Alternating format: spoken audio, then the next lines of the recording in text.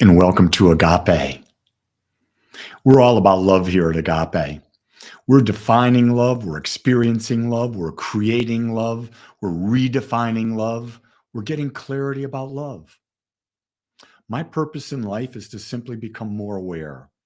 And I know that the way to do that is through self love. Because once I can love myself, I can love you, I can love others, and I can love life. At Agape, we define love as the awareness and acceptance of our wholeness, knowing that we've been created whole, perfect, unique, and complete. And we're meant to be unique. We're meant to be different. We're not meant to fit in. We're meant to follow our heart into this world with infinite experiences and take in as much as we can. Our teachings here are about practical spirituality. We embrace the teachings of the science of mind. We embrace the teachings of Hinduism, Buddhism, Christianity. We don't embrace the dogma. We embrace the teachings of love. We at Agape don't ask you to believe anything we say. We basically want you to test it, prove it for yourself. And when you do, guess what? Then you're the master teacher and you own it. So let's start off with just a short meditation before we get into today's message. If you would, I would invite you to come to a comfortable, seated, upright position. Your back is straight. Hands gently resting on your lap. Eyes closed. All awareness on your breath. Long, slow, deep inhale. Long, slow, deep exhale. Know that the breath controls your energy. When you calm your breath, you calm your body. When you calm your breath, you calm your mind. So also notice that those long, slow, deep breaths really nourish the body and purify the body on the exhale. It is amazing what breathing in oxygen does for us, and then breathing out carbon dioxide. How not only does it do good for us, but it feeds the planet as well. So you're focusing on your breath. The simple act of breathing can change the entire vibration and frequency of your body and your mind.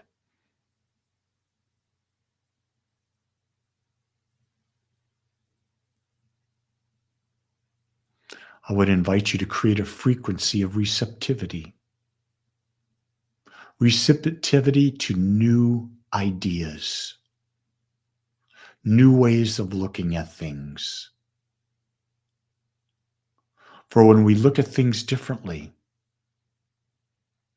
we have a different perspective of life.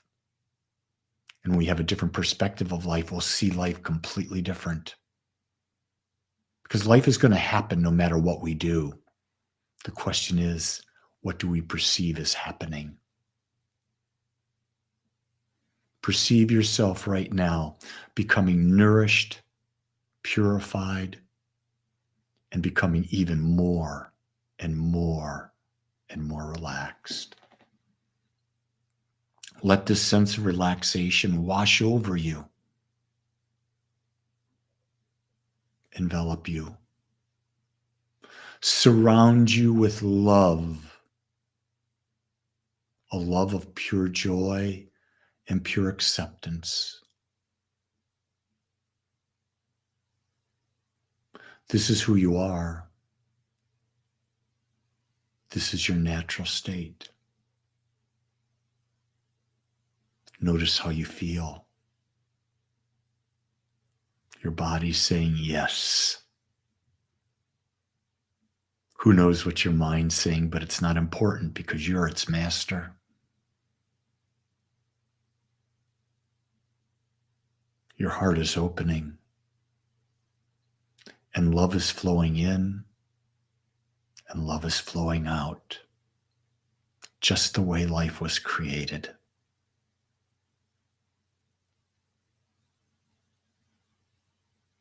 So gently start to come back into your body, to this time, to this place, and begin to move your fingers, your hands, your head from side to side. And when you're ready, open your eyes and welcome this beautiful, beautiful morning. Today, I want to talk about a spiritual perspective on the quest for perfection. That's right. Do you have this idea that you must be perfect all the time? Do you have that idea? Because I certainly do. And what I know about perfection, it holds me back. It holds me back tremendously. What I've done is I've developed the idea that 20% effort gets me 80% result. Now, how can I divide my effort? You see, the relentless pursuit of perfection, while it may seem to be noble, it can lead to discontentment, stress, and a sense of inadequacy. Because when we're seeking to be perfect, we're saying we're not enough. And then you've got to ask the question, what is perfection? That's a great question, isn't it? And who's to be the model? What's to be the model of what is perfect? 8 billion people on the planet. Is there a perfect person? Not so. Everyone on the planet is unique. We see movie stars and we're told we want to have a haircut like a movie star. We want to wear clothes like a movie star. We thinking that the movie star is perfect. No, they're just individuals with an image. Do you see that comparison here can lead to a great sense of discontentment? Is perfection even possible? Let me go on. Let's continue. I believe this quest for perfection is misguided. And I suggest we focus on our goal to living a more fulfilled life. You see, I gave up living a perfect life. I gave up trying to be perfect. And what I embody now is, am I fulfilled? At the end of the day, do I have a sense of inner satisfaction that I did my best, that I touched lives, that I fully experienced life? There's no perfect way to experience life. The only perfect is to be fully present in life. And being present is not the same for you as it is for anyone else. So I'm making an argument, a case to give up this quest for perfection. I know that in school, I strived. Well, I didn't strive for much when I was in high school and college. I got B's. Why? Because I could get a B with minimal effort and would keep my parents off my back. Little did I realize that was a great thing to adopt. Now, when I went and got my master's degree in consciousness studies, I took that a bit more seriously. But you know what? I wasn't perfect, but I did study the best I could. I grasped the information the best I could. And I think I graduated with a 3.85. Not bad, but it wasn't perfect. And you know what? It didn't matter. Because no matter how much education I got, the best education that I've learned is life experience. And that, my friends, is a school that never stops. And you may never have a perfect day. There will always be challenge in a day. So just make the most out of every day. So let's talk about perfection. First, let's talk about the illusion of being perfect. We are bombarded daily about having a perfect body, a perfect career, perfect relationships, and perfection in many other areas of life. Social media is so out there talking about that your body should be this, that. In fact, they have an outline of how long your nose should be, where your nose should be in relationship to your eyes. And this determines the sexiest people on the planet. Really? I don't know about you, but looks are not what really attracts me anymore. I'm attracted to the energy of a person who's open, a person who loves themselves, a person who has a lust and a joy for life. I can see that it radiates from them. Those are the people I want to get to know. Not only do I want to get to know, I want to know what is their secrets for being this unique expression of energy. Because I know that their secrets might help me, but I'll never be their energy. Do you know why? I'm not meant to be. I'm meant to be Lee, just like you're meant to be you. This idea of the illusion of being perfect, think about this from a spiritual perspective. Perfection as defined by society is an illusion. This perspective is always changing and unattainable because it's based on external factors and comparison. We judge based on the external, and it means nothing. You'll see billionaires out there. They've got all the money in the world, all the toys, all the trinkets. Do you feel that energy I was talking about earlier? Do you see the glow? Do you see the happiness? Let me share you a little secret. While you may look and see me when I talk to you on YouTube or on podcast or on any one of my many mediums that I'm talking to you on, there are times when I'm challenged just like you. I'm not always Mr. Smiley, Mr. Upbeat. I have moments that I need to reflect and recenter myself. And I embrace those moments because I believe perfection for me is balancing the challenge and the support. Because we will always be challenged and we will always be supported. But we don't see it that way. We want to be supported. We want to be happy all the time. And we seek that from external sources, from our partner, from our friends, from our work environment, from our money, from our vacations. Those are wonderful things to enjoy, but they're not going to bring you what you're seeking. True perfection does not come from what we achieve externally, but rather from our inner state of being. In other words, perfection is an inside job. That's why I love to meditate, because I calm my mind, I relax my body, I create that inner state of peace. That inner state of peace runs through my life. I demonstrate that. Right before I came on to do this talk with you today, I meditated to bring myself into a peaceful state where I could communicate effectively the message I desire to share with you today. Let's talk about perfection and human nature.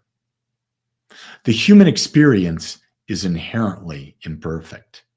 It is our uniqueness, it is our imperfections, as we call them, and combine that with our vulnerabilities that make us human. That's right. We're not gods that we're perfect right here. We're humans. Let me rephrase that. We're spiritual beings having the human experience with a body, with a mind and an ego. And in order to have an experience of the mind and the ego and the body, there's no such thing as perfection. There's got to be contrast. There's got to be yin and yang. There's got to be duality. Without duality, no experience. You've got to be able to feel pain in order to know pleasure. How would you know pleasure if you've never known any pain? The beauty of being more aware is that you can minimize the effects of the downside. And you can also realize, don't be attached to the pleasure. It is attachment to the pleasure or attachment to avoiding the downside that'll cause you more grief than you can imagine.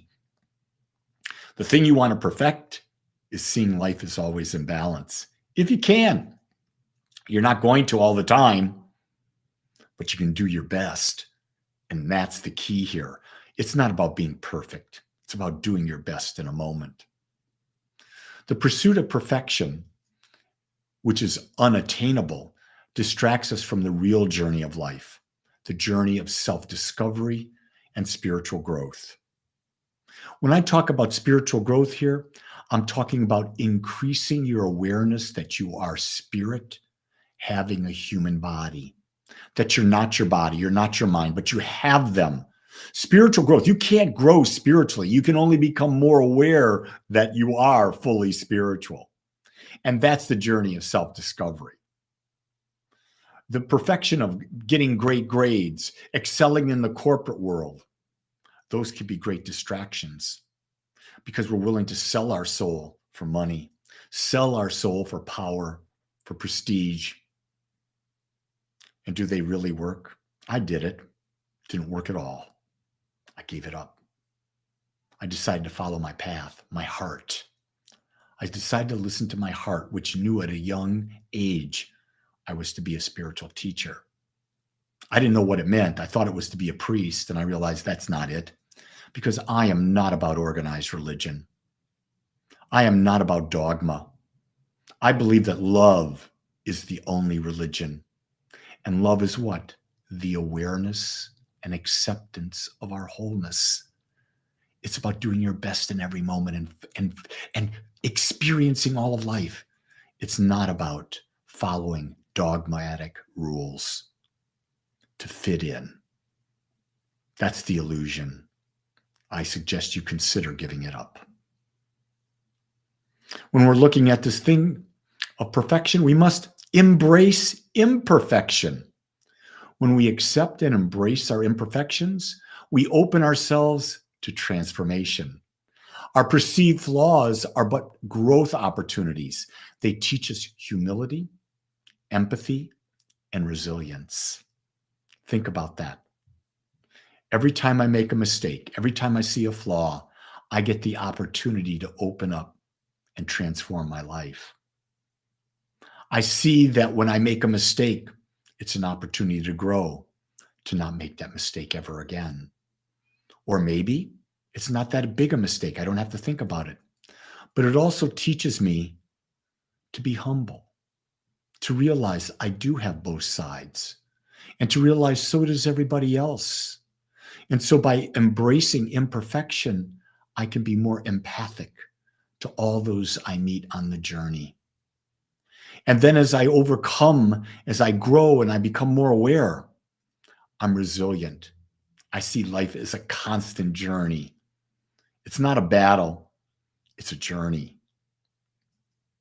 When we embrace our so-called imperfections, we learn acceptance and we learn how to love ourselves and others without conditions, free from societal expectations. See, if I can embrace my imperfections and accept them, I can embrace my partner's imperfections and accept them. I can embrace yours and accept them. You see, let's even question that. Are they imperfections or are they judgments that we blindly have bought into by how society thinks we should be? And with social media today, the way things are going, we are being bombarded constantly about who we should be in this world. I've given that up. I go on social media to post inspirational messages like this for you to reclaim your power. And I'll listen to great authors like Joe Dispenza, Sadhguru, Sri Ramana Maharishi, Alan Watts, John DeMartini. I listen to great teachers that inspire me to become a more unique and greater expression of myself. I want to talk about how perfection can be dangerous. The pursuit of being perfect often leads to a sense of inadequacy, self-criticism, and failure. We're trying to live up to unrealistic standards that either we believe or society believes are right for us. I believe that in order to be the greatest minister in the world, I should have a 4.0 graduating from my ministerial stuff. Well, that's stupid. Why does that make me a better minister? What's that got? Here it is. Here's the big one. What's that got to do with me being heart-centered? I think the greatest tool of being a minister, a doctor, a lawyer, a plumber, a carpenter, a nurse, whatever it is to be heart-centered. Because if you're living heart-centered, you're living the most authentic life you can live. And how do you measure that? There's not a way to measure it, but you do know it. Heart-centered is always about acceptance of life the way it is. It's always about giving more life when you have the ability to give more life. It's about seeing everyone as perfect, unique, and whole.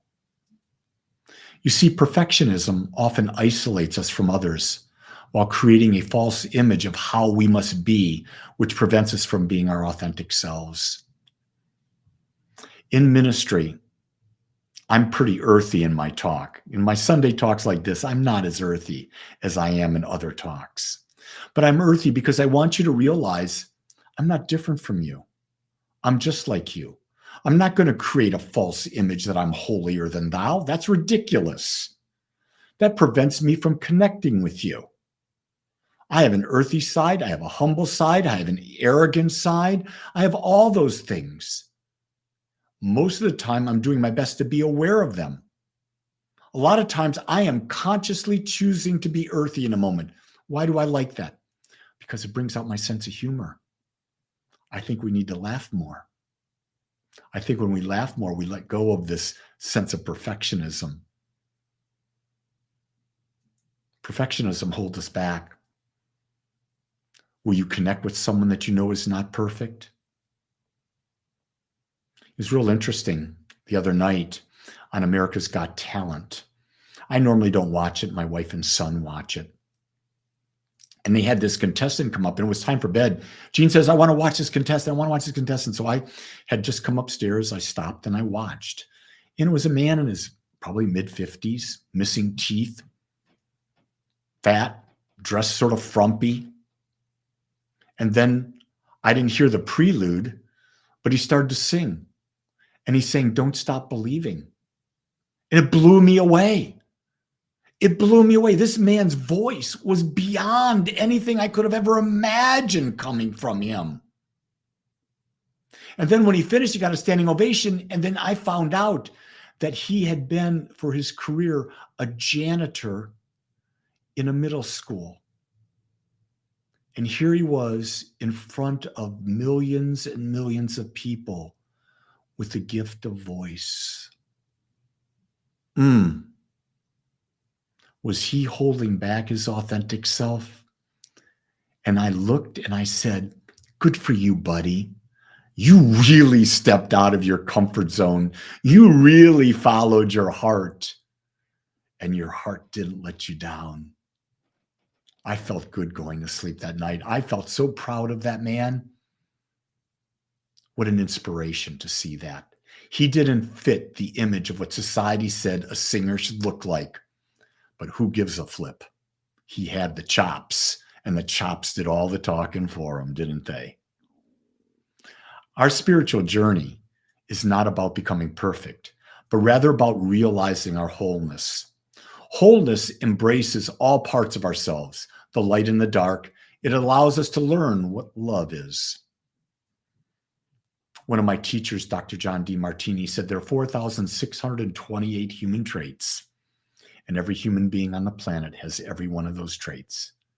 It's a matter of knowing that we have them and which ones are we going to accentuate. And here's the thing, don't deny you don't have a trait. It's there. You may choose not to use it. And that's okay. I choose not to be a murderer. I choose not to be a rapist. I choose to be an expression of love more than that. Sometimes I choose to be humble. Sometimes I'm just arrogant. I have all those traits.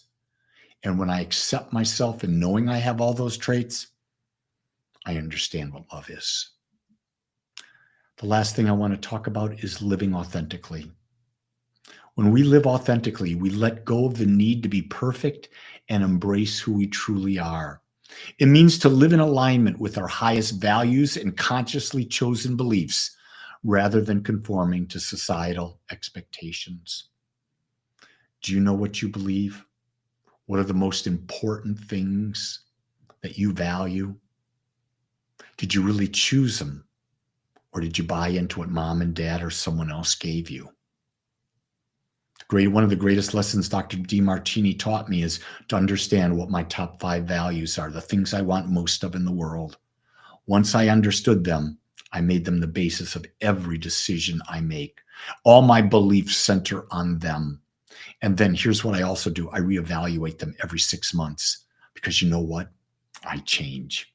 And when I change, my values could change as well. So I hope you gained something from this message today. And isn't it time that we embrace our uniqueness, live authentically, and create an experience of life that fulfills us? At the end of the day, when you can go to sleep and you can be grateful and you feel fulfilled, you've had a perfect day. Much love and aloha.